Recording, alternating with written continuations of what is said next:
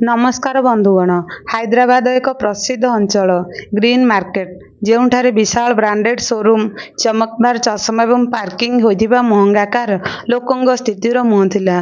दिन प्राय 12टा बेले जणे वयस्क महिला धीरे धीरे एक अलंकार शोरूम सम्मुखरे अटकी गले। बयस प्राय 70 वर्ष। मुहरे कुंचन, मुंडरे धला साड़ी रे ओढ़ना एवं हाथ रे एक पुराना बैग। से तांको शर्ट एवं हाथ रे एक पुराना बैग। से तांको पोशाक रे बहुत सरल देखा जाउथिले। हल्का फिका गोलापी सलवार सूट, पुराना चप्पल एवं आखिरे एक शांत चमक। से द्वार खोली भीतर को प्रवेश कला। शोरूम रो महला काचरे तैयारी होइथिला। एसी रो शीतलता एवं उज्जवल आलोक जगु चारिआडे एक चमक थिला। भीतर ठिया होइथिबा दुई जण विक्रेता एवं जणे कर्मचारी तांको उपरु तळ पर्यंत चाहि रहिले, जेपरि तांकर उपस्थिति सेमानक परिवेश को नष्ट करि दैछि। कहिले, तुमे केउठाकू आसीछ कि? जणे विक्रेता व्यंगात्मक भावरे कहिले, माँ एठारे चा मिलिबो नाही, एहा एक अलंकार दुकान। महिला जनक बहुत शांत स्वर उत्तर देले, मु एक उपहार नेबाकू चाहूछि। तीन जण कर्मचारी आखिरे हस फुटी उठिला। शोरूम रे बसिथिबा झियटी कहिला, एठाकार दर तुमर पेंशन अपेक्षा अधिक, आमर ग्राहक श्रेणी टिके भिन्न। द्वितीय विक्रेता हसी हसी कहिले, जदि तुमे चाहुछ तेबे पाखरे थिबा रास्ता रे एक बजार अछि, जोंठारे 50 टंका मूल्यर लकेट मध्ये उपलब्ध।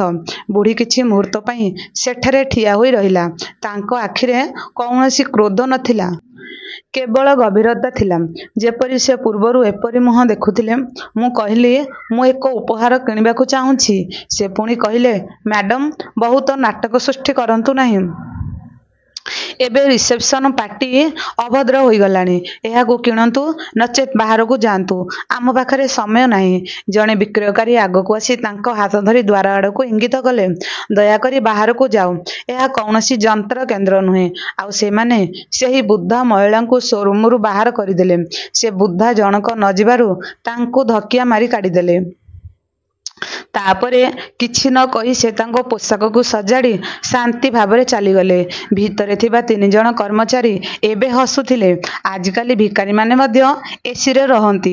मु भाबुथिली जे आमर प्रीमियम ग्राहक माने सीसीटीवी देखि भयभीत होई पारंती। केही जानि नथिले जे सेही महिला किए एवं किछि घंटा मध्यरे से केउ रूप रे फेरिबे। संध्या प्राय 5टारे सेही समान अलंकार शोरूम एबे पूर्व अपेक्षा ग्राहकंक भीड़ अधिक थिला। काउंटर रे गहनार चमक एवं कर्मचारी कृत्रिम हस परिवेश को आहुरी राजकीय करुथिला। तापरे द्वार पुणी खोलीगला, किंतु एथर बुढ़ी एका नथिले। तांको सहित जणे व्यक्ति थिले, जिए एक भल पोशाक एवं बूट पिंधिथिले। बयस प्राय 50 वर्ष। से हाथ रे गाड़ी चाबी बुलाउथिले एवं तांको पछरे दुई जण बॉडीगार्ड ठिया होइथिले। महिला जनक एबे सरल पोशाक पिंधिथिले, सेही समान गोलापी सलवार सूट, सेही छिंडा बैग, किंतु एथर तांको गतिविधि रे संकेत अपेक्षा साहस अधिक थिला। शोरूम कर्मचारी माने तुरंत सतर्क होई गले। दया करी भीतर को आसंतु मैडम, तुमे मध्य आसिलो। किछि घंटा पूर्वरु जेउ माने तांको घुणा करुथिले, एबे सेही लोक माने तांको बहुत उत्साहर सहित स्वागत करुथिले।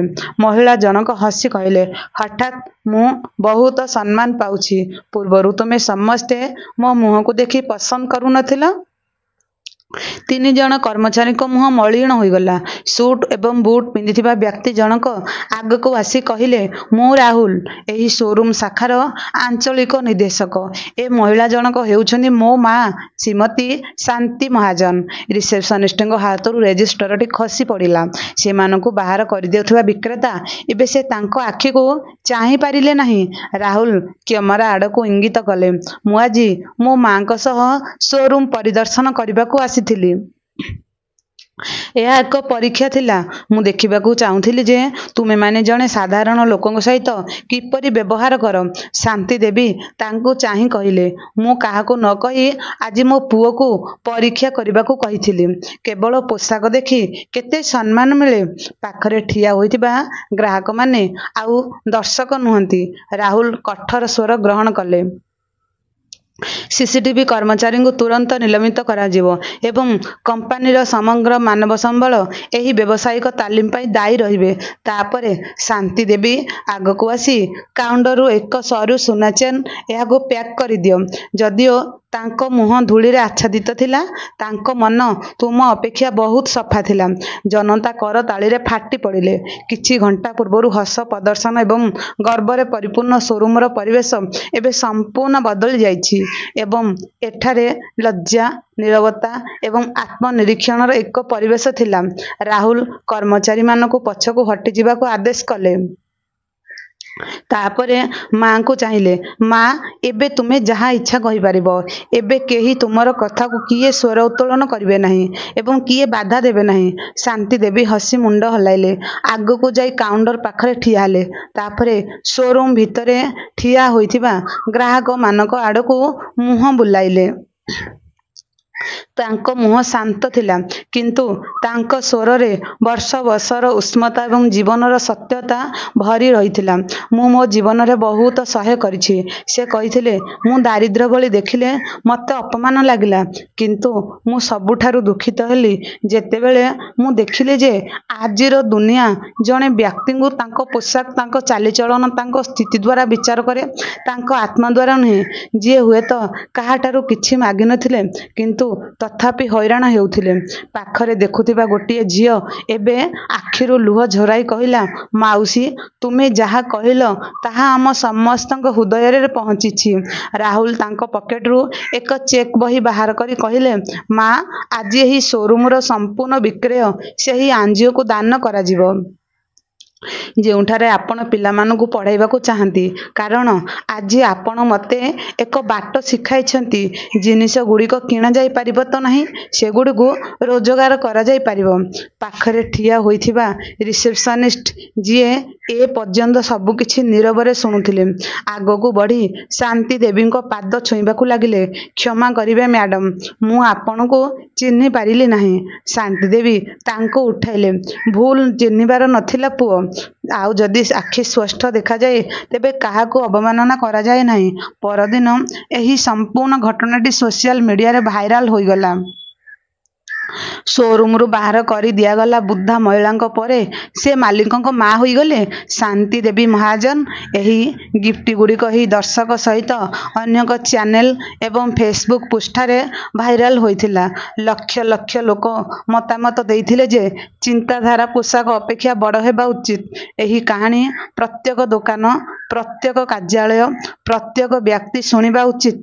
तापरे शांति देवी सही रास्तारे पहुँचिले जेउठारे फूल बिक्री करुथिबा झियोटी बसिथिला। से ता हाथ रे चैन पॉकेट रु काढ़ी देला। झियोटी आश्चर्य होई गला। शांति देवी मो पाई हसिले, तुमर मुह धूली रे आच्छादित होई पारे, किंतु तुमर हृदय सबुठारु चमत्कार मणि। जणे व्यक्ति को तांको स्थिति द्वारा नुहे बरम तांको उद्देश्य द्वारा चिन्हित करा जाए।